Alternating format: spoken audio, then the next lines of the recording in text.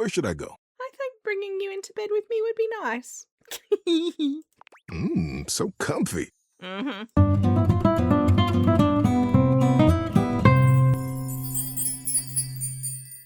Hi, this is Cass from Aussie Cass Plays, and welcome back to Date Everything, wherein we attempt to date everything. I'm gonna go straight downstairs and talk to Kopi. I'm actually not optimistic that we're gonna have a good ending with Kopi now, because I did mess up the previous question. I only have one more question left, so I've had one that I got right and one that I got wrong, and I suspect you probably need to get all three right to have a romance It's my ending. favorite customer. Hey girl! What can I get for you today?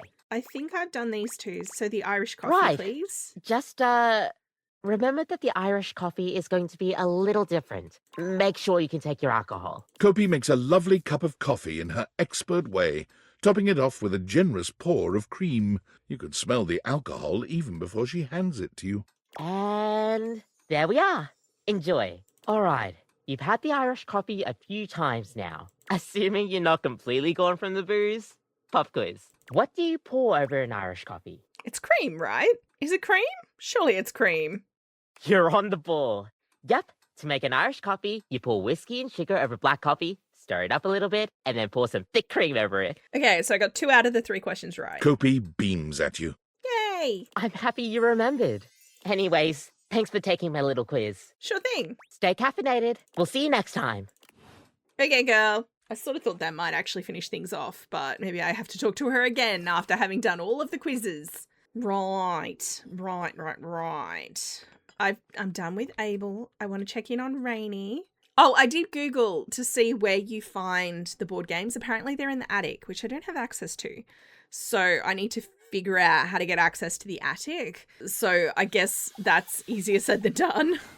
It's a bit difficult to tell exactly what music Rainey is listening to at such a dreadful speed, but it sounds almost like a high-pitched orchestra, if the orchestra was composed of awkward high school kids.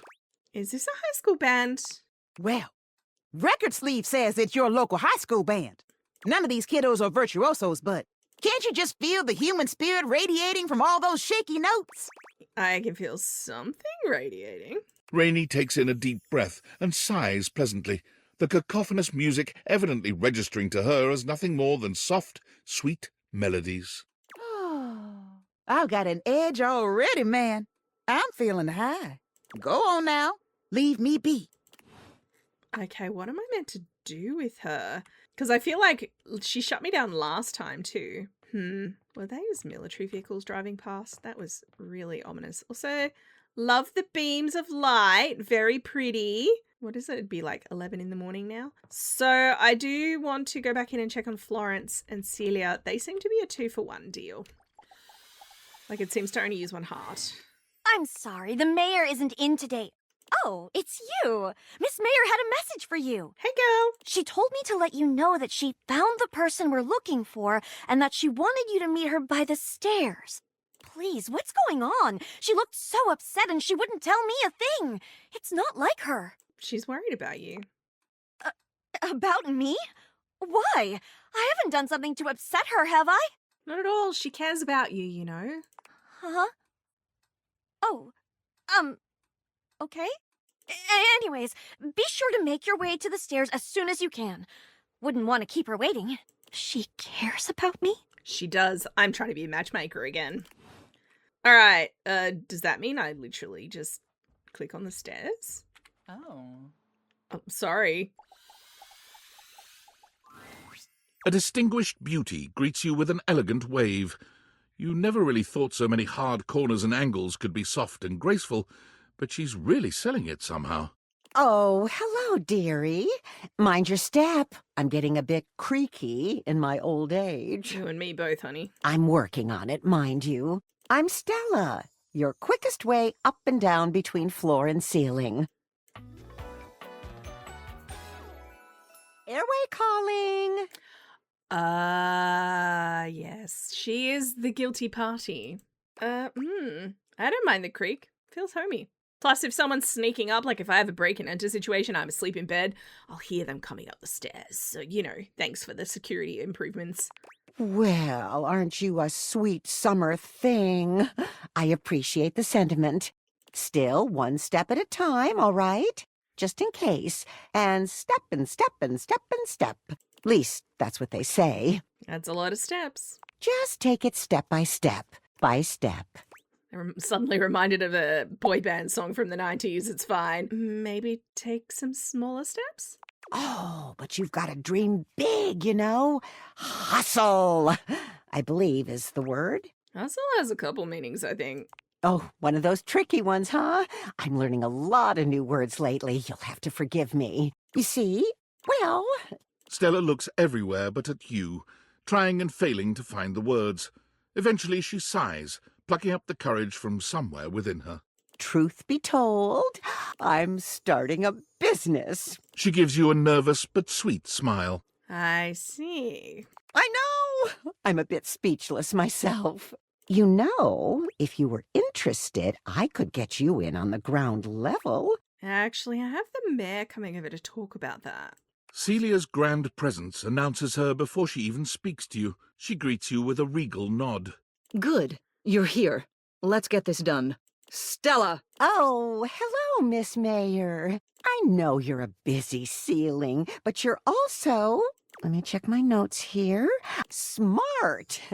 Right. Oh, this is the notes telling her how to convince the mayor to join her scam. I get it. This is like a battle of the elderly, or not even elderly, the middle-aged divas.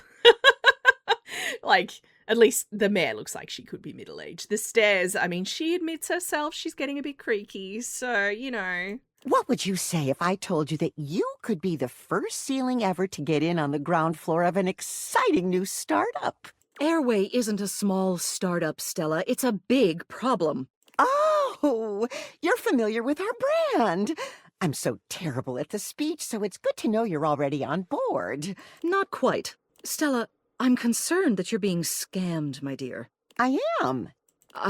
You are being scammed? And you know that? I know that it's easy for this to be seen as a scam, but it's not. It's an opportunity. And it's the only opportunity I have. Stella. Please, Celia, just let me try. Oh, that's so annoying. Stella, this needs to stop. I'm afraid I agree. I understand this is important to you, but it's my responsibility to look after the whole, and Airway is a risk to that. I'm officially banning all sales of Airway products within this household. You intervened. You ruined what I had going, didn't you? I mean, yes and no. I didn't tell her who did it. I'll say I did not tell her. Shut up with that nonsense. I never should have relied on anyone else. Should have gone it alone. Maybe. I suppose I'll never know. I'd like you both to leave. Stella. Leave! Whoa. That Shows happened what you know. fast. So to have any other ending with Stella, you have to have sufficiently high empathy when you first meet her. That's really interesting. I mean, whatever. It is what it is, but I am more charming though, so that's nice. Talking with you no longer feels like making out with carbon monoxide. It used to. Stella! Hey Reggie, I forgot about you. Sorry. Been wanting to say that for like a while now. Okay, girl. Damn. Are you really bad at dating or just happy to see me? You're cute. And you're scoring some major points with me. Keep it up. Looking to learn a little more about sweet Lady Hate, are you? You ever hear people say things like, she's a cruel mistress, when they're talking about personifications of abstract concepts? Yes. Well, let me tell you, nobody ever says that about Lady Hate. Hate is a kind mistress, a loving mistress, a mistress that nourishes and blesses you. In fact, the more hate you have in your life, the happier you'll be, the better you'll feel. Why don't more people devote their life to hate then? Look around you, kid. Why do you think the world is so evil? It's because hate rules, and all the most powerful people know it. Oh, Reggie. Look, I only want the best for you. And the best thing for you For me, and for literally everyone, Hate, baby. Come back anytime you want to hear more about Hate. I feel like he might lead me astray. Well, I can't talk to Celia and Florence now. Stella, that was a one and done. I wonder where the attic is. I am curious. I assume it's going to be like a hatch up here somewhere. No, not in there. Is it through here maybe? There is this room that I've not really ever looked at. In fact, I've never clicked on anything in that room. There's a teddy bear. Well, we have to go back and talk to the teddy bear. Hang on a sec. Oh, is it? It'll be this door, right? Yeah, I did know that was locked. I just don't know how to get in. So presumably that leads to the attic. That makes sense. So my dreams of meeting the Brennan Lee Mulligan character will have to wait. But I want to click on this teddy bear as a special little treat. There's something so intensely familiar about the cuddly stranger standing in your closet. Oh, I love him. The combination of his massive stature and the soft materials he wears produces an almost irresistible urge to hug him, and the aura of safety he emanates certainly doesn't help. Well, well, well. Aren't you a sight for sore eyes? Yeah! I love the ragged tag. That is such a beautiful little design choice. I love it. And he's busting a seam here and here. Oh. Wow, thank you. You are very welcome. You are so kind to express your gratitude like that. I feel like that's a bit of a lost art these days. To be honest, it's just so nice that you can really feel your gratitude. It feels good. It's one of my favorite things. Right behind fresh hot chocolate, warm in a mug in my hands. Going straight from Reggie to this guy is going to give you a whiplash, that's for sure. Oh, and munching on a big bowl of popcorn. Ooh, and going for a beautiful, long, slow meander out in the fresh air and taking deep breaths and listening to the trees. I'm housebound. I can't leave the house anymore. There's a lot to love around us, huh? What are some of your favorite things? I'll say hot chocolate, no contest, because between I don't know and hot chocolate, obviously it's hot chocolate. Ha! There you go. I must have made hot chocolate 100 different ways in my life, and every time, it's just the best. I think at this point I might be mostly made of hot chocolate. Not that I'm complaining. It makes sense that I would be warm and delicious. Oh, he's blushing. Tell me, what brought you around to see me? First I gotta ask, is it weird that we're talking in a closet? Not at all. Not for me, anyway. Closets are some of my favorite rooms in a house. Get a good cozy blanket, a candle, and close that door, and you've got a perfect little cocoon. A little nest of peace and safety. That sounds like a fire hazard, I'm not gonna lie. You're welcome to share mine. Or we can sit on the bed and talk. I'm comfortable in either place. And no matter where I am, I'll always be happy to be with you. This is giving Toy Story energy. I'll leave it up to you. Where should I go? I think bringing you into bed with me would be nice. So comfy. Mm-hmm. I've got a terrific story lined up for you tonight. Are you ready? Absolutely.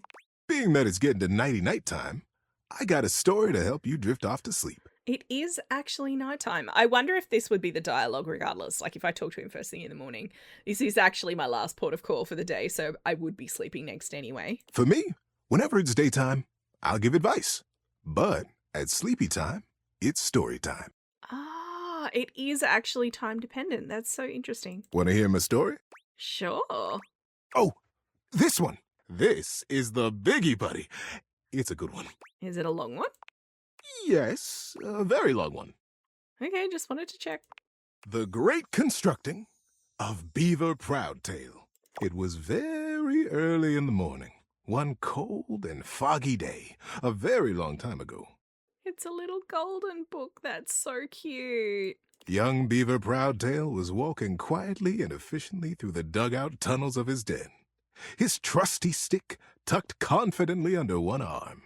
It was at this time every morning that the young beaver made his rounds, through the whole den where his colony lived, and then up and out the riverbank, where the world he knew, the world he vigilantly protected, met the strangeness of outside. His large tail balanced him expertly as he climbed the long entrance tunnel to the surface, occasionally using his dignified stick in an undignified manner to scramble up the pathway. As he heaved himself out onto the bank of the river, Beaver's attentiveness grew even more acute. It was dangerous to be outside alone, The Great War with the colony across the river had been going on for as long as he could remember, and a fair bit of time beyond that. It seemed like there had always been the war. He couldn't remember any outright battles or even any scrappy skirmishes, but they were definitely at war. He was sure of it. For a moment, he almost asked himself what the war was even about. But he forgot to finish the question. He was very young, after all, and what did it matter? The colony was on the other side of the river, and beavers didn't even cross rivers. He smartly tucked his stick back under his arm and began his patrol. So many steps this way, a scrutinizing scan, and so many steps back. But today, something was different. On the other bank of the river, through the fog, he heard the distinctive sounds of battle. "On guard, ye scum-footed knave!" the voice cried. "Defy me at your peril!" The sounds of the wood clanging against wood echoed through the fog. Hey-ya! Pow! Bing, bang, boom! Nice voices. Thank you. He's blushing. "Who goes there?" shouted Beaver, his heart in his little throat. As an answer, he heard a young and high-pitched yelp. "Ah! My name is Builder. Hi?" "Hi." It was all Beaver could manage. He was talking to another creature, a stranger, and a stranger from across the river at that. How many times had the Colony Council, the Denizen, warned him about the dangers of this? It was strictly against the rules. I'm starting to wonder if this story is a metaphor for my character's situation. She's been told she can't leave the house because the glasses will be stolen, not to talk to people about it, blah, blah, blah. That being said, I feel like there is actual danger here, and I'm assuming this is going for they weren't really threatened all along. They could be friends. And Beaver had always followed the rules. "Hi!" The voice came careening back across the water. "What's your name?" Beaver heaved a deep breath.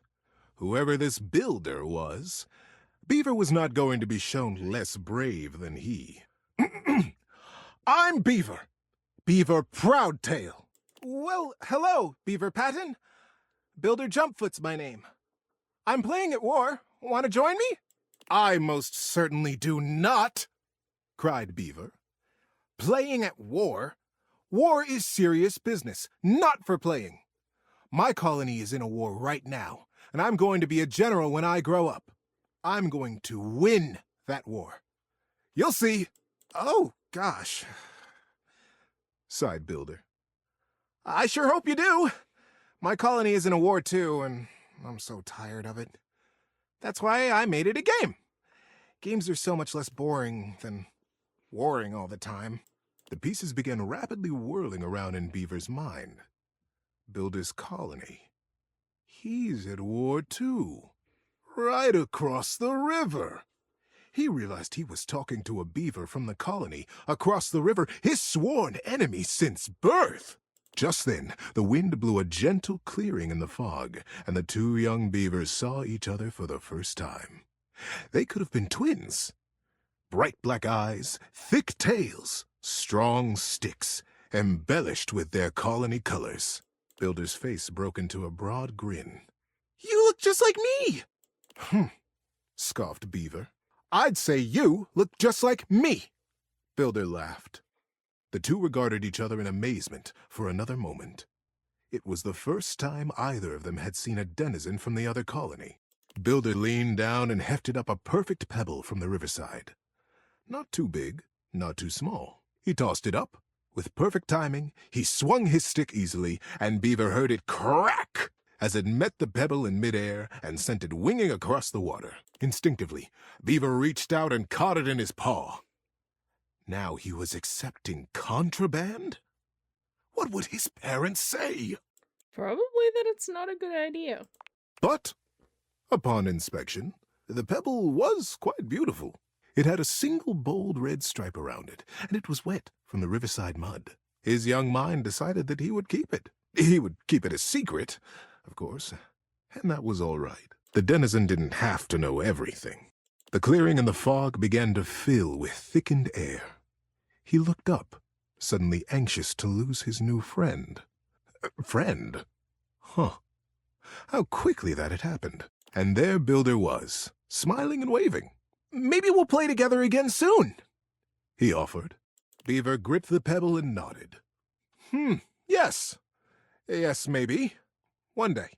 And then Builder was lost. Beaver finished his patrol and took his new experience, his pebble, and his smartly tucked stick back down to the colony. "How you doing, buddy? Need a break?" He's been yapping for a while. The answer is yes, but also no. I'll humor the giant teddy bear man. So, we're gonna commit to this. I'm in. This is fun. Many seasons had passed since that morning when Beaver Proudtail, all grown up, marched through the tunnels of his colony toward his audience with the Denizen. Today was the day he'd been anticipating his whole life. Today, he would be made an Under-General of the colony, and he'd finally have the chance to present his machine. See, the machine he envisioned was a daring one. He was prepared for pushback and doubt from the council. The Longest, in particular. The Longest had been the leader of the Denizens for most of his life, and she was not always interested in things new or unfamiliar. Beaver's machine was both. But he believed in it, and he was determined to persevere. He rapped on the Denizen chamber door. Knock, knock. "Enter!" He took a deep breath and pushed. "My goodness, Beaver," sighed the Longest, brows knitted. "This machine is quite an undertaking, and you won't even tell us what it does." "Yes, ma'am," Beaver nodded.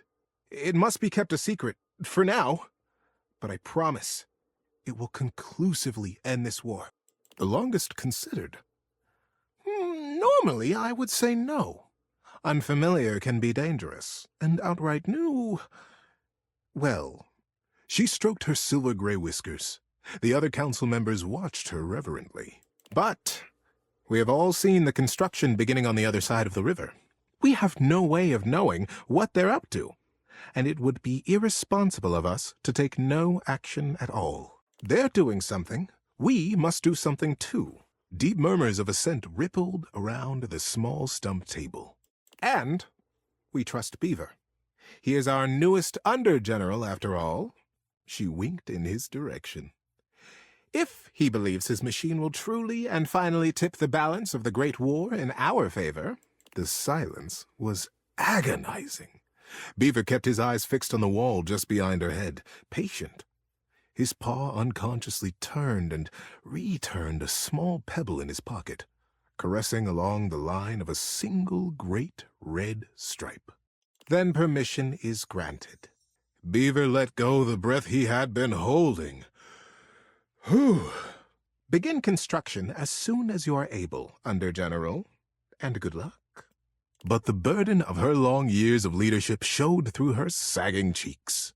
"We will be watching." Beaver smartly untucked and retucked his stick, slapped his tail once against the packed ground in assent. "Yes, ma'am. Longest. I'll begin right away." He turned on his heel and marched out of the chamber. It was the first day of summer. It was going to be a long and exciting season. At first, the build crews the Longest had placed under his command were reticent. "What are we building?" they would complain. "What does it do?" When Beaver said nothing and admonished them to follow instructions, their eyes flickered nervously to the building across the river. "Maybe it's something to help us fish the river," Corinth Blue Eye speculated. "Did you hear? Denny Strongpaw almost got swept away yesterday. And his whole crew." "He did? But Denny's the strongest fisher we have," Shelby Tunneler sighed. "Ah, this river. It's so fast." Yes, retorted maddened Sharptooth.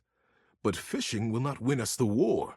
We must focus on the war." And the others agreed and went back to their building. Sometimes the Longest would come to check on the machine, casting her critical eye over every joint and pillar. Most often, she went back below with hardly a word to Beaver, appraising, wearing her doubt like a shawl. But as the summer season progressed, the mood began to shift. Crews would show up to their duties early. They smiled more. They stood up straighter when Beaver came by them or looked to them for progress. The machine Whatever it was taking shape, and its scale was impressive. It looked angry. It looked like the great weapon they all hoped and prayed it was. Oh boy. The crews began comparing their machine to the thing on the other side of the river. They even began trading barbs and joked with the beavers working on the other side. They pushed and prodded about who would finish their project first. Ours is a ship to go to the sky, and from there, we'll drop stars on you, and we'll win the war. Ha! Would come the reply. Ours is a wooden dragon who lives under the water, who can take us safely across this speeding river, and we'll come upon you unexpectedly, and we'll win the war. Days were marked now by hard work, and the sounds of challenge ricocheting across the water. Beaver said the longest as she held onto his arm one day late into the summer sun, I don't need to tell you. The whole colony speaks of nothing but your machine. They are all so proud of you. Beaver nodded solemnly. Thank you, ma'am. But the season draws on. You must finish before the rains come. And then you'll have to finally tell us what this is that you've created. Beaver's paw found the lucky pebble in his pocket. Yes, ma'am. We will be done. And I will test it. And you will watch. You'll see the destruction of our enemy. The longest squeezed his arm affectionately, and together they looked out over the setting sun and the water. How you doing, buddy? Need a break? Oh, buddy. Buddy. I'm gonna say, yeah, let's pick this up another time and we'll finish it later. If I had to guess, they'll defeat their enemy because he'll finally get to hug his friend from childhood, and they've had a scheme the whole time to bring everyone together, and they'll be able to fish from the dam. Presumably this is where this is going, but he's been talking for a solid 10 minutes now, and I'm gonna get RSI from clicking, so I'm gonna say yes, Teddy, let's pick this up another time. I'm not gonna go with this. I'm assuming that will result in a negative result. Okay. See you next time. He doesn't seem to have taken offense, and in theory, if he were telling me a bedtime story, it would be okay for me to get sleepy and him to pick it up next time anyway, right? Okay, so it took me back in here. That's interesting. Is he actually on my bed now? Or is he in here? Okay, it looks like he actually got moved. That's really cute. Oh, he's on my bed. I have a teddy bear. This bear's been around for a long time and looks at beaten up from years of being thrown around. It still looks cute. That is so adorable. Oh, I have unread messages. Wait. Workspace. Uh-oh. It's gonna be the boss. Valdivianites, it's David Most, your beloved CEO, with an important question. What do the following items have in common? Cellophane, eyeglasses, and bottled water. If you guessed they're all 15% off today, only on Valdivian.com, you'd be absolutely correct. But even more importantly, they're all transparent. As your leader, I value transparency above all else, especially when the board of directors changes the locks on my office. Message received, Ian. With that spirit in mind, I need to share some difficult news with you today. I have not been entirely candid regarding my lost sunglasses. Firstly, the lost item was thankfully not my sunglasses. My sunglasses were handcrafted in Italy by blind artisans, are inlaid with conflict diamonds, and are locked in my safety deposit box. No, the missing item in question is actually a Valdivian prototype. And even more importantly, it's the only existing prototype of the amazing new gadget we're planning to launch for the Q4 Blissmas season. Unfortunately, the engineer who invented the prototype was a disgruntled former employee who destroyed the schematics before disappearing himself. So, as you can see, it is imperative that the glasses are found as quickly as possible. To that end, and after discussing it with the board, we are now prepared to offer a handsome reward for their expedient return. A $50 gift card to Valdivian.com. Ooh, $50. Ooh. Yeah, nah, I'm good. Thanks, bro. Can I go to bed now?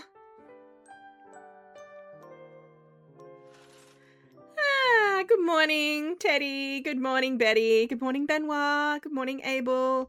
Good morning, Lux. Wouldn't life be weird if you actually had these glasses? I'm not even the kind of person who names a car. Like, I have friends who name their car, and that's fine. My family are car naming people. It's just the car. That's the name of the car. But, you know, in this world, Everything has a name. All right, well, given that Teddy yapped for like 1,000 years, even though things were quite quick with Stella and stuff, I'm actually going to wrap this one up here. I'd love to hear what you guys think in the comments down below. If you've enjoyed, please like and subscribe. You know the drill. Don't forget to wash your hands, and I will catch you next time. Thanks for watching.